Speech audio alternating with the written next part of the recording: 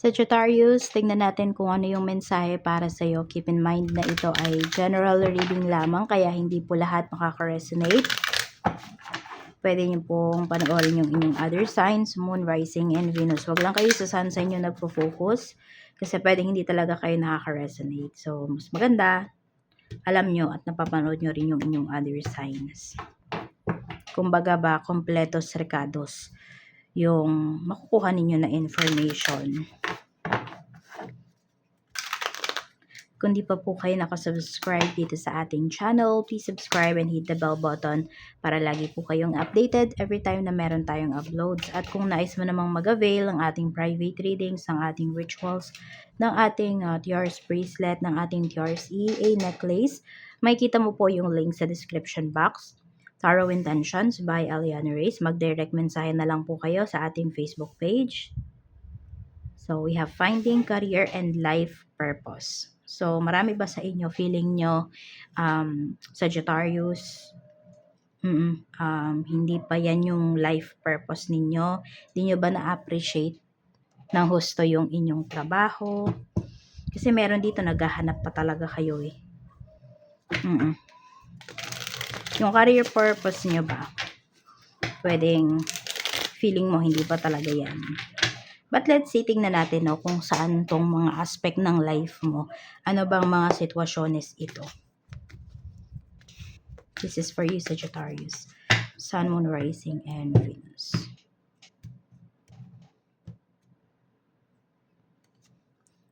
We have Three of Wands. Knight of Wands. So, alam nyo naman sa sarili ninyo na magaling kayo. Okay? Hindi naman dahil sobrang bilib nyo ba sa sarili ninyo. Pero nandun kasi na naniniwala kayo sa sarili nyo. Okay? Naniniwala kayo sa inyong kakayahan. At may pinapakita kasi rito, yes, yung iba po, pwedeng nasa ibang bansa na talaga kayo. Pero meron bang nag-ano dito, gusto nyo mag-cross country?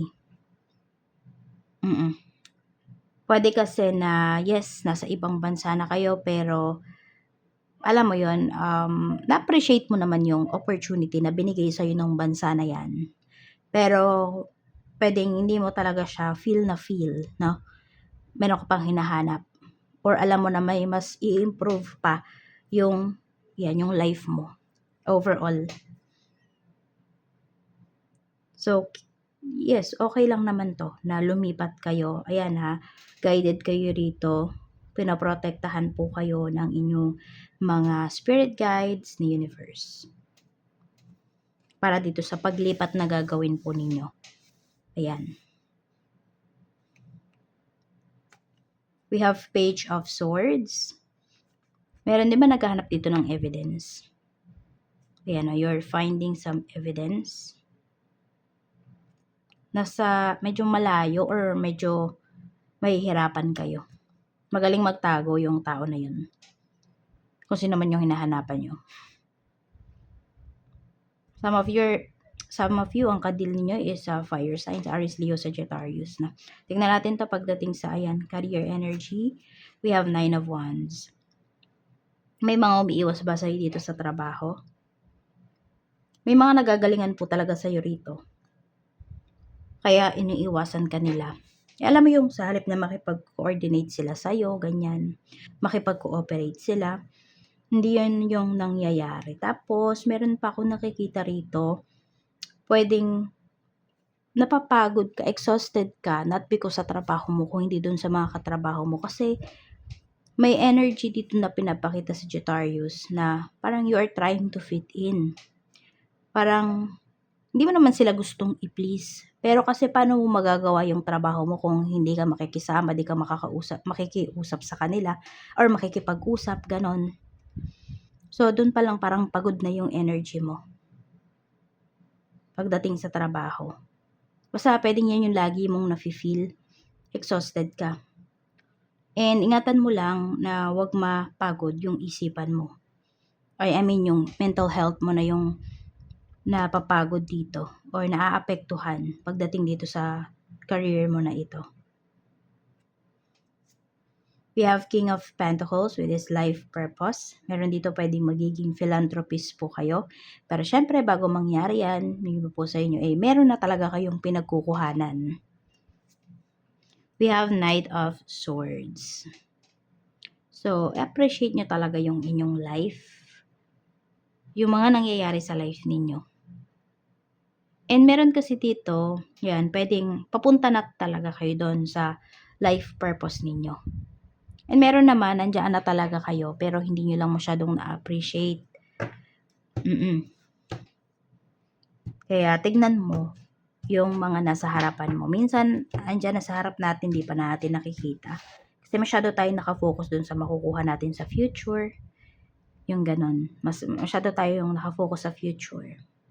So, focus on your present moment. Yan yung gawin mo. 'Di ba? Pwedeng yung ginagawa mo ngayon, pwedeng yung iba sa inyo naka-stay kayo sa bahay, meron dito housewife, pwede rin house husband. So, pwedeng yan muna yung talagang dapat mong pagtuunan ng pansin. 'Di ba? As long as masaya ka, na-appreciate mo, at yes, pwedeng may mga tao din na nakaka-appreciate sa'yo.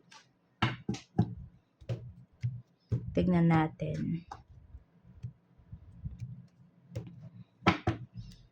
Mayroon lang dito, nagpapautang ba kayo? May makakaaway kasi kayo or may mga aaway sa inyo. Ayan o.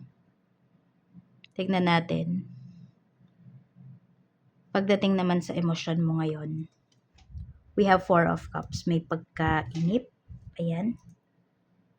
Hindi ka sobrang happy talaga sa life na mayroon ka. O yung iba talaga sa inyo, sabi ko nga, hindi mo pa talaga natatagpuan yung life purpose mo. So, nasa sa inyo yan kung ngayon ba papahirapan nyo yung sarili nyo. Kasi, yun nga, yung hindi nyo ba i-appreciate yung mga bagay na meron kayo, nakakatulong naman yan sa inyo. No? Pero kung meron nga kayong opportunity, or may opportunity na dumating sa inyo, syempre, wag nyo din naman yung babaliwalain. Lalo na kung naghahanap po kayo. We have 5 of Wands. This is your, your mental health. So, lumalaban talaga. Ito yung kaisipan mo Diba? Kaya mo talagang labanan. Hindi pa siya sobrang affected yung iyong mental health. Pero madaming kumukontra sa'yo dito. Parang sa lahat ng sinasabi mo, Sagittarius, laging may mga kontra. So, iwasan mo yung mga ganyang tao. They're not your people. Kahit sabihin natin, kamag-anak ko po yun Huwag ka na lang magsabi sa kanila ng mga nangyayari, ng mga ganap sa life mo. Or ng mga ginagawa mo kasi di ka nila na-appreciate. Spiritual health mo naman, kamusta? We have 2 of Pentacles. May dalawa ka bang pinaniniwalaan?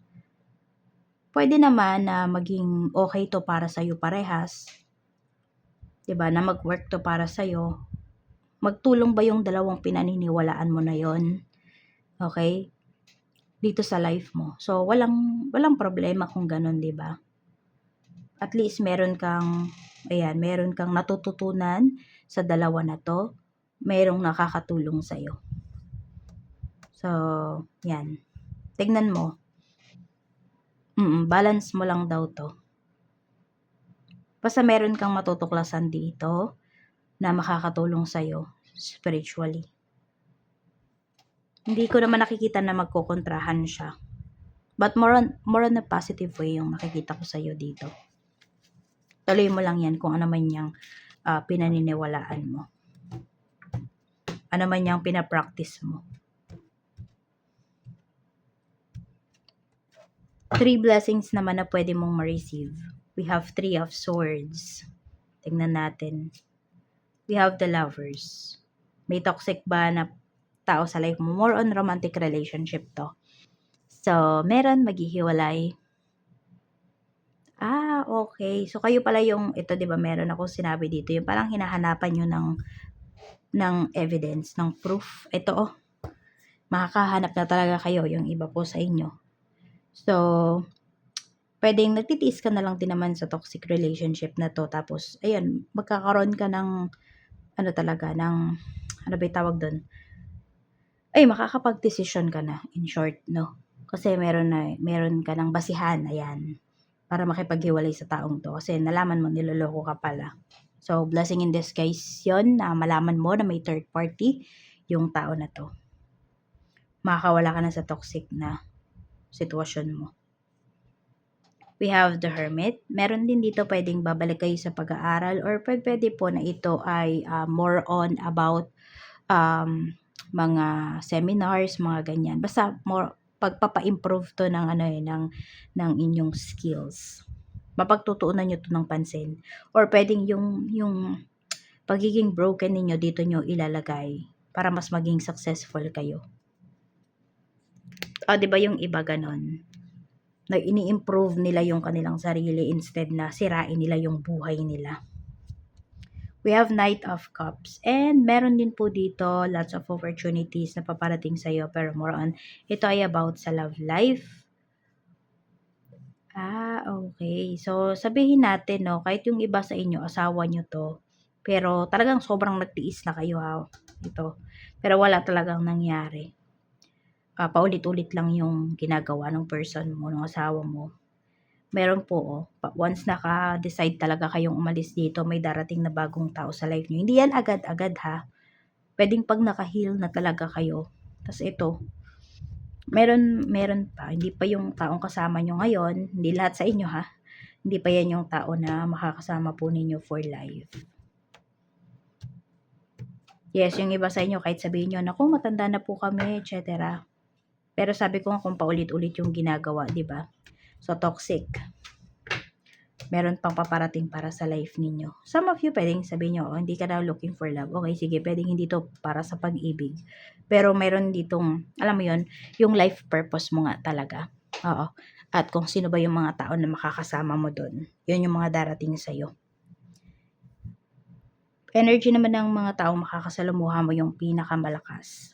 We have 8 of Wands.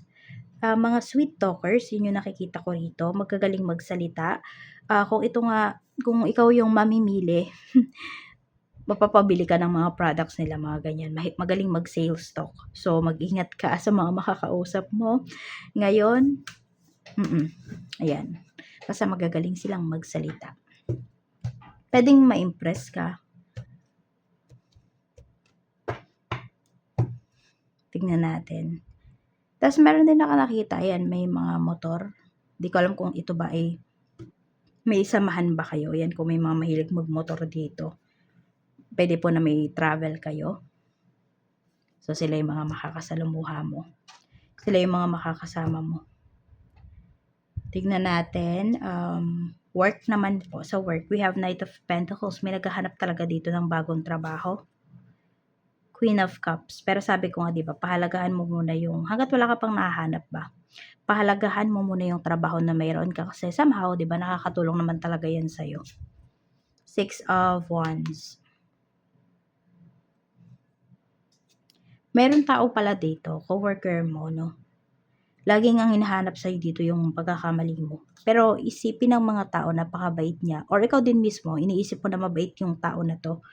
Pero ayan, pwedeng mag-iba yung mag-iba yung pakikitungo sa'yo ng tao na to, na coworker mo na to. Could be a water signs, Cancer, Pisces, and Scorpio. Magagalingan kasi siya sa'yo. Kaya, pwedeng na-intimidate siya. Oo. Kaya, mag-iiba yung pakikitungo niya sa'yo. Gusto niya kontrolin ka.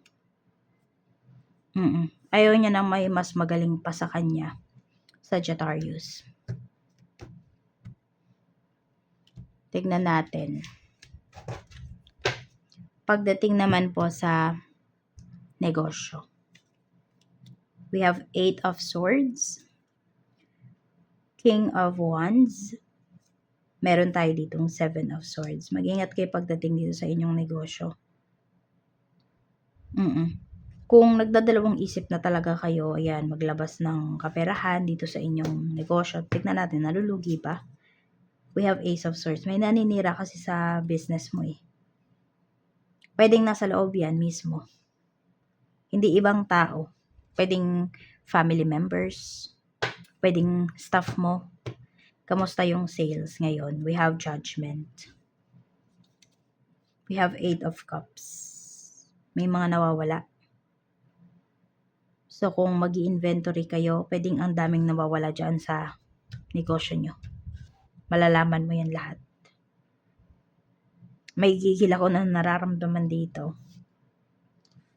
Sa staff mo naman, we have King of Cups. So, may staff ka rito. Tignan mo ha, kasi parang napakabait. Parang too good to be true niya. Ganon yung nakikita kong energy dito. Oh, di ba? Doble cara. Meron ka dyang staff na talagang hindi mo pagkakatiwalaan. So, ito yung signs. Could be Cancer, Pisces, and Scorpio. Meron din tayong Gemini, Libra, Aquarius. Basta hindi maganda yung energy ng tao na to. Diyan sa negosyo mo. Pwedeng sila mismo yung sumisira. The way they handle your clients, pwedeng hindi maganda. Meron nga masungit dyan. Mukhang lang, mabait lang ba? Alam mo yung mukhang anghel, pag parang di makabasag pinggan kapag makikita mo, parang napakabait nung aura niya, ganyan. Pero ibang magsalita. Tingnan natin, pagdating naman sa love life, kamusta yung energy? We have 3 of Cups, so meron nga talaga, some of you, may third party talaga rito ha. Tingnan natin. Pero pwede rin may magsi-celebrate lang ng anniversary, ng monthsary. We have Justice. May usapang legal na pinapakita rito. Gusto nang mag-move forward. Ayun nga, magkadugtong naman yung pinapakita sa atin dito. So, magkakaroon ng bagong simula, Is it a reconciliation? We have the Chariot, hindi eh. Pag-alis talaga to sa third party. Alam mo, pag iniwan mo tong relationship na to, some of you pwedeng hindi pa to kailangan ng legal. Or siguro nga baka kailangan ng legal kasi ayaw talaga kayong iwan ng person mo. So, more on ito, pwedeng barangay lang muna kasi hindi naman lahat kasal sa inyo, di ba? So, ayun, pag umalis ka talaga dito sa connection na to, mas gaganda yung career mo. Mas makikilala mo yung sarili mo. Mas alam mo kung ano yung pupuntahan mo. And mas ma-appreciate mo yung life mo. We have the Hierophant. Pero kung kasal kayo, ayun, medyo masalimuot to kasi kung may annulment or divorce kayo na pagdadaanan. So, 'di ba? Maabala na kayo sa pera, sa time, effort. Ayaw kanya talagang paalisin. Parang may mga kakausapin pa nga tong tao malalapit sa inyo. Parang ikaw pa yung lalabas na masama dito. Kaya pag-isipan mo yung mga magiging kilos mo ha.